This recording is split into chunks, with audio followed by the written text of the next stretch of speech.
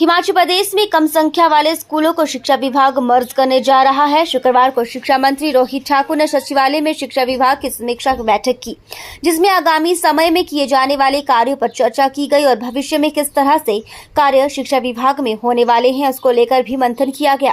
बैठक के बाद शिक्षा मंत्री ने कहा कि प्रदेश में कुछ गुणवत्ता की शिक्षा मिले, इस पर सरकार कार्य कर रही है और आज समीक्षा बैठक कर फीडबैक लिया गया। उन्होंने कहा कि प्रदेश में 16,000 के करीब शिक्षकों के पद खाली हैं और बीते वर्ष सरकार ने 6,000 पदों को भरने की मंजूरी दी थी, जिसमें 2200 टीजीटी के पद भरने की प्रक्रिया चल रही है और इसी सप्ताह उनकी नियुक्ति कर दी जाएगी।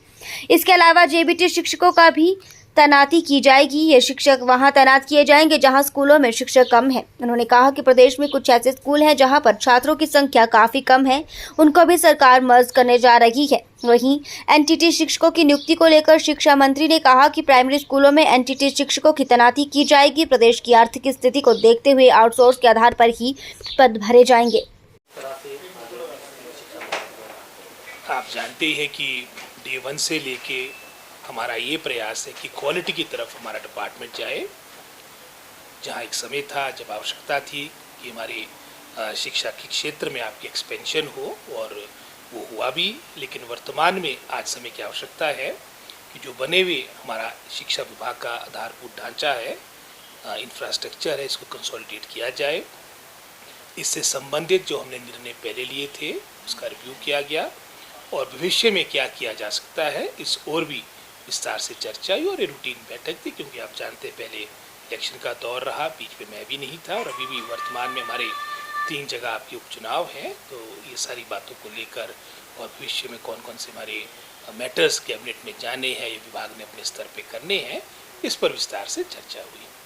सर, जो भर्तियां भी हो रही है शिक्षा विभाग में, उसको लेकर क्या को 2022 के अंत की बात करेंगे, एक बहुत बड़ा गैप, क्योंकि हज़ारों की संख्या में आपके टीचर्स के पद खाली थे। इन टोटल लगभग कोई 22 के अंत तक, जब तक मतलब मैं समझता हूँ भाजपा सरकार रही है, कोई 15,000 से अधिक आपके पद रिक्त थे। मैं भारी हूँ माननीय मुख्यमंत्री का, जिन्होंने हमारे को लगभग 6,000 से अधिक पद की स्वीकृति अपने पहले वर्ष में दी, जिसमें से लगभग कोई 2200 से अधिक हमारी बैच वाइज की रिक्रूटमेंट फाइनल स्टेज पे पहुंच चुकी है, और जिसमें आपकी रिजल्ट्स भी मैं समझता हूँ टीजीटी के तो डिक्लेयर भी हो गए हैं, और जेबीटी के जो हमारे शेष रहे हैं ये भी मैं समझता हूँ इतने डे और 2 या 1 हफ्ते के अंदर इसको डिक्लेयर करेंगे। और स्टेशन इनको वहाँ पर मिलेंगे जो विदाउट टीचर स्कूल्स है, जो आपकी सिंगल टीचर स्कूल्स है विद हायर इनरोलमेंट, जहाँ पर संख्या ज़्यादा होगी। और कई जगह हम जहाँ पर बच्चे कम है, डिस्टेंस कम है, उन स्कूलों को मर्ज करने की तरफ भी देख रहे हैं। और पीछे हमारी मीटिंग भी थी फाइनेंस कमीशन की, वहाँ पर भी बात चर्चा के दौरान ये बात उठी है कि आज समय आ चुकी है कि हम अपने डिपार्टमेंट को, अपने हमें समझता हूँ विभागीय ढांचे को कंसोलिडेट करें, ताकि सही मायने में जो एक अच्छी शिक्षा का एक मैं समझता हूँ सोच है सरकार की, वो हमारी ज़मीनी स्तर पे उतरे। सर, उसके साथ साथ नेता प्रतिपक्ष के ध्यान आया है कि जब इसके रिजल्ट्स आ जाएंगे तो उसके बाद हिमाचल में राजनीतिक भूचाल आएगा। मैं समझता हूँ जितनी स्टेटमेंट जयराम जी दे रहे हो भूचाल उनके लिए जा रहा है। 2021 से लेके जब आपके उपचुनाव हुए थे, उस वक्त भी बड़ी बड़ी बातें भारतीय जनता पार्टी के नेताओं ने कही थी, सरकार उनकी थी, इन्होंने पार्लियामेंट की सीट भी हारी। चलो ये अलग विषय कि वर्तमान में क्योंकि ये मोदी जी के नाम पर इनको वोट पड़े हैं, लेकिन अगर आप 21 की बात करेंगे जब जयराम जी मुख्यमंत्री थे, तीनों आपकी स्टेट के बाई इलेक्शंस हारे, चाहे वो मंडी पार्लियामेंट्री कॉन्स्टिट्यूंसी की बात थी।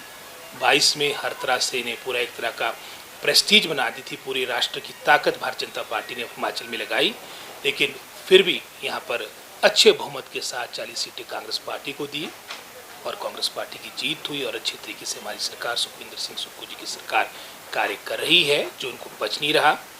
और ऑपरेशन लोटस करके इन्होंने हमारी चुनी हुई सरकार को स्थिर करने का प्रयास किया, और वो भी हिमाचल में देवभूमि आकर फेल हुआ। जो उनका क्रम दक्षिण के कर्नाटका से प्रारंभ हुआ था, चाहे मध्य प्रदेश था, गोवा था, मणिपुर था, आपके बिहार था, वहाँ पर भी नीतीश कुमार जी ने हमारे लाइन सिलेक्शन लड़ा। बाद में उनने अपना मैं समझता हूँ लाइन्स पार्टनर बदल दिए। हर जगह इनका प्रयास सफल हुआ है, लेकिन जैसे मैंने पहले कहा है, देवभूमि है, न्याय मिलता है।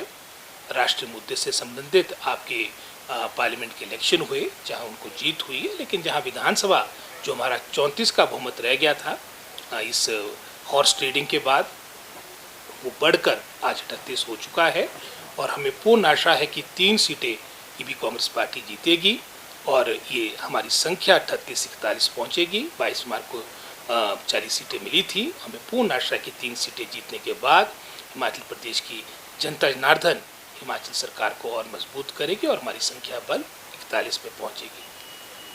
आपने पीछे अखबार में पढ़ा होगा, उसमें हमारी विभाग के स्तर पे भी लेटर आके इशू हो गई है। ये हमने प्रोसेस स्टार्ट कर दिया और हमारी ये कोशिश है कि जहाँ पर आपके प्राइमरी स्कूल्स में जहाँ पर हमारे पास अच्छी संख्या बच्चों की है, लगभग कोई 6000 से अधिक आपके प्राइमरी स्कूल्स में ये एनटीटी टीचर रखे जाएंगे और जो गाइडलाइंस होगी वो एनसीटी गाइडलाइंस होगी जो उनकी रिक्रूटमेंट से संबंधित है।